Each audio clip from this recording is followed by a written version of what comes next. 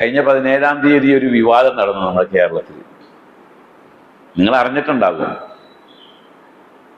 നമ്മുടെ മുസ്ലിം ലീഗിന്റെ secretary PMS സലാം ഒരു പ്രസംഗത്തിൽ പറഞ്ഞ് നേരിട്ട് അള്ളാഹിനോട് ചോദിച്ചാൽ പോരെ എന്തിനാണ് അടയാളന്മാരുന്നത്? അതിന് സമസ്തയുടെ ഉത്തരവാദിത്തപ്പെട്ട ആളുകൾ അവരുടെ ലെറ്റർ പേഡിൽ മുസ്ലിം ലീഗിന് ഒരു കത്ത് കൊടുത്തിരിക്കുന്നു. എന്താണ്? PMS സലാം എന്ന് പറഞ്ഞ ആള് സുന്നി ആദർശത്തെ എതിർക്കാൻ വിമർശിച്ചുകൊണ്ട് ഇങ്ങനെ അള്ളാഹുവിനോട് നേരിട്ട് ചോദിച്ചാൽ പോലെ എന്തിനാണ് ഇടയാളന്മാരെന്ന് ചോദിച്ചിരിക്കുന്നത്. ആ വാക്ക് അങ്ങനെ തന്നെ കൊടുത്തേക്കുക. അത് നമ്മളുടെ ആദർശത്തിനെതിരാണ്, ഇതിന് തെറ്റാണ് എന്ന് പറഞ്ഞു വിമർശിച്ചുകൊണ്ട്. ഞാൻ പൊളിറ്റിക്സിൽ എനിക്ക് ഏത് രാഷ്ട്രീയ പാർട്ടിക്കാരോട്